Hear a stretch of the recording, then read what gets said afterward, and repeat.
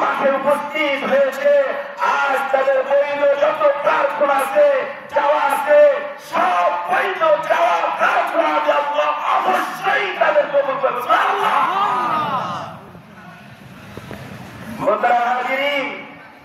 আল্লাহ বলেন রাসূল বলেন, আল্লাহ নিজেই ফেরেশতাদেরকে বলেন অবশ্যই তারা যা চাবে তাদের নেকটা প্রত্যেকটা আমি বাড়িতে ফেরার আগেই কবুল করব। সুবহানাল্লাহ। এরপর আল্লাহ সুবহানাহু ওয়া তাআলা বলেন, হে আমার ফেরেশতারা, শুধু তাই নয়, আমি আজ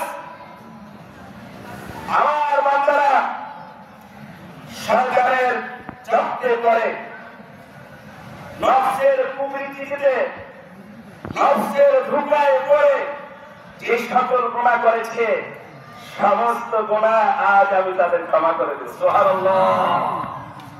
সমস্ত গুনাহ তাদের মাফ করে দেব। আমি সমস্ত গুনাহ তাদের ক্ষমা করে দিব।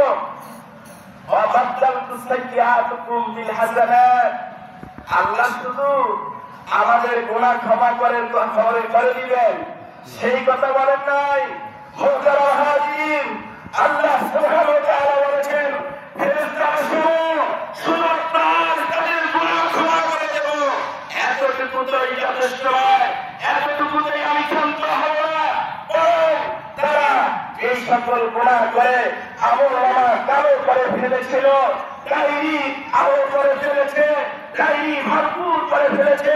আমি তাদের গুনাহগুলো তাদের আমল থেকে ফেলে দিয়ে যত গুনাহ করেছে তৎ সমতুল্য সমপরিমাণ নেকি আমি তাদের আমলনামায় লিখে দিলাম।